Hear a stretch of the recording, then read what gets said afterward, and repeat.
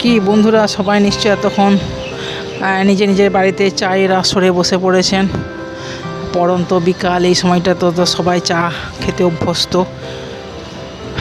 কিন্তু আমি এখন ছাদে একটু পায়চারি করছি, কারণ এইটাই আমার একটুখানি সময়, যে সময়টা আমি একটু নিজস্বভাবে একাভাবে কাটাতে চাই। যদিও সেটা বেশিক্ষণের নয়, কেননা 5 মিনিটের জন্য, কারণ এখনই আমার সব ব্যাচ শুরু হবে, সবাই পড়তে এসে যাবে। তার মধ্যেই একটুখানি ছাদে পায়চারি করতে করতে আপনাদের সাথে একটু আলাপচারিতা করতে এলাম। আসলে অনেক দিন আপনাদের সাথে কোনো দেখা সাক্ষাৎ হয়নি, কথাবার্তাও হয়নি। আমি খুব ব্যস্তও ছিলাম।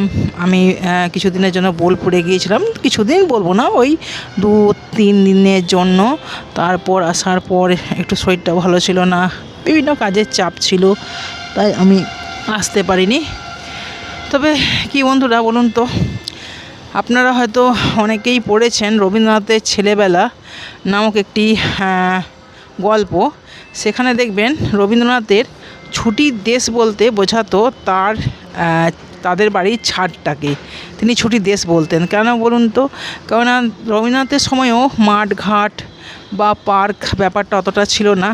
তাই রবীন্দ্রনাথ কী করতেন, বিকালবেলা হলেই তার বাবা যখন মহর্ষি দেবেন্দ্রনাথ ঠাকুর, তিনি যখন বাড়িতে থাকতেন না, কেননা তিনি তো একজন বিখ্যাত ব্যক্তিত্ব ছিলেন, তিনি মাঝে মাঝেই, তাছাড়া তারা বংশগতভাবে জমিদার ছিলেন, তাই মাঝে মাঝেই কি বলবো, তাদের জমিদারি দেখাশোনার জন্য ওনাকে বিভিন্ন জায়গায় যেতে হতো।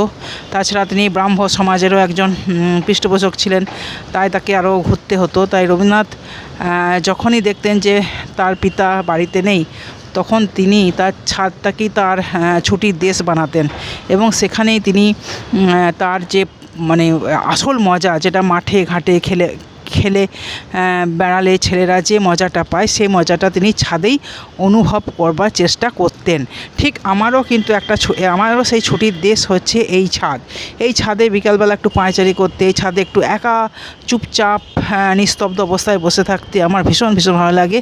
কিন্তু সময় আমি খুব একটা পাই না, যদিও তাও আমি চেষ্টা করি একটু ছাদে ঘুরে বেড়ানো, একটু গল্প করা, একটু বসে থাকা, এটা আমার খুব ভালো লাগে। আপনাদেরও কজনের এরকম ছাদে বসে সময় কাটাতে, ছাদে পায়চারি করতে বা একা বসে বসে প্রাকৃতিক শোভা দেখতে ভালো লাগে, আমাকে কমেন্ট করে জানাবেন। তাহলে আমরা বুঝবো যে হ্যাঁ, আমার মতো এরকম ভালোবাসা মানুষ অনেকেই আছেন। টাটা বন্ধুরা, আবার অন্য সময় দেখা হবে।